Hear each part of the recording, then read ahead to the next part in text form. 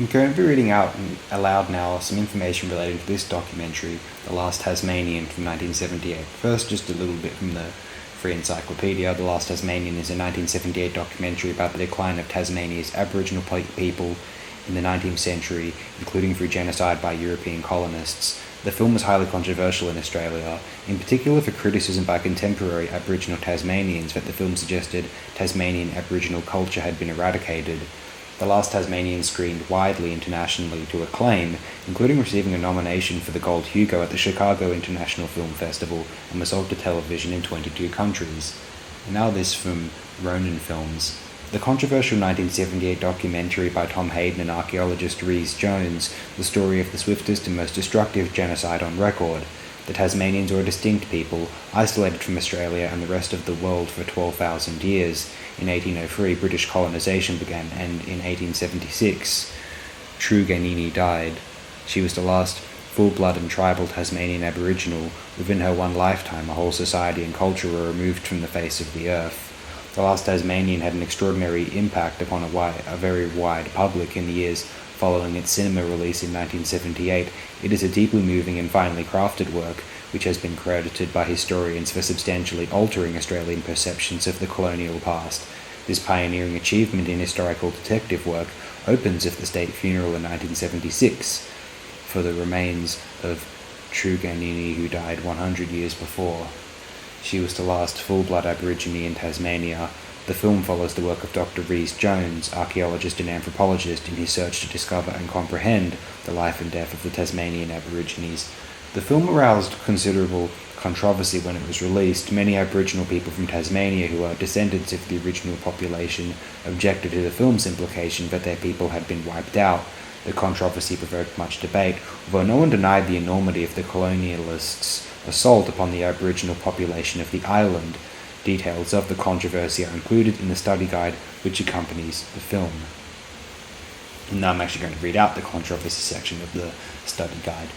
The Last Tasmanian had its first released in Australia in 1978. Its primary impact was in alerting white Australians that genocide was a fundamental aspect of their historical heritage, but the film also had its impact upon black Australians. Many Aborigines found it emotionally distressing, but at the same time a welcome illumination of events they had only known in rough outline. However, from some Tasmanian Aborigines there came protest based on their view that the film inferred they no longer existed. The makers of the film encouraged this protest to be publicly aired, and at their urging was covered by the media, culminating in a 1-hour debate on ABC Television's Monday conference between filmmaker Tom Haydon and Aboriginal spokesman Michael Mansell. Much has been written on this issue. Michael Mansell and others object that in its title, its emphasis upon the extinction of traditional Tasmanian Aborigines and in its treatment of Aboriginal descendants, the film denies the identity of those who today call themselves Tasmanian Aborigines. It is important to put this controversy in historical context. At the time The Last Tasmanian was being prepared and indeed filmed, the descendants of the original Tasmanians, there are now some 3,000 of them, were still mostly calling themselves descendants or Cape Barren Islanders, and so they were termed in print by historians and other commentators of the time. One or two of these later joined with Mansell in his critique. Before ever commencing the story of genocide, the film devotes a section to the descendants, explaining how these offspring of some Aboriginal women and white sealers have survived into the present day. The one woman who presents her views in detail was chosen because she was then president of the Cape Barren Island community, the traditional home of the descendants. This Annette Mansell, cousin of Michael, says she is not Aboriginal but a descendant of one. Quite accurately, she says the language of the old Aborigines has not survived. Political activism was gathering force among Tasmania's Aboriginal descendants, even as the film was being made, and the film's emphasis on the determination of their forebear society did provide an ideal opportunity for winning public attention to their new resolve to be Tasmanian Aborigines still. In this sense, some historians have depicted The Last Tasmanian as itself playing a significant role in the development of racial identity among these people. The makers of The Last Tasmanian have always said the issue involved in this controversy is essentially a semantic one.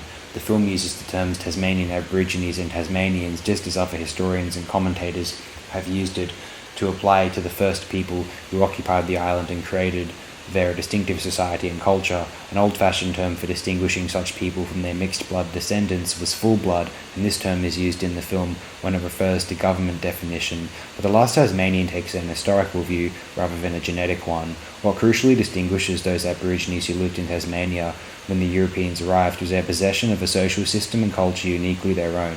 The genocide conducted by the colonists not only meant no full-blood Aborigines existed in Tasmania after Truganini's death, it meant the society and culture of those people were also gone. Nothing of the old traditional tribal life has survived except for a few odd things like making shell necklaces. Language, religion, stories, song, dance, relationship to country, and so on are all gone. The descendants today's Tasmanian Aborigines evolved a new variety of society and culture on the offshore island, Cape Barren Island, which was for a long time their home. That island was not occupied by the original Tasmanian Aborigines, and its traditions owed more to the Sealer forefathers than the Tasmanian Aboriginal foremothers. The film and its makers do not question the right of today's Tasmanian Aborigines to call themselves that. The primary concern of the film happens to be with the fully tribal and traditional living Aborigines of the 18th and 19th centuries, from whom these present people are descended. From that perspective, when the film describes the Mansells and their contemporaries as descendants, its logic is the same as when it describes the earlier prehistoric people of Tasmania as ancestors. The makers are adamant that the politics of the present, whether they be generated by activists or conservatives, should not be allowed to cloud the view of a major and tragic episode in Australian history. It takes nothing from the cause of contemporary Aborigines to dwell for a time upon the fate of Truganini and the people and life she knew. It is worth mentioning also, there's a couple of then contemporary critical assessments of the film that were published in the newspaper Film News. I found them both from the Wikipedia. I may as well just link them both in the description for you. One from Pat O'Shane, the other from Anne Bickford.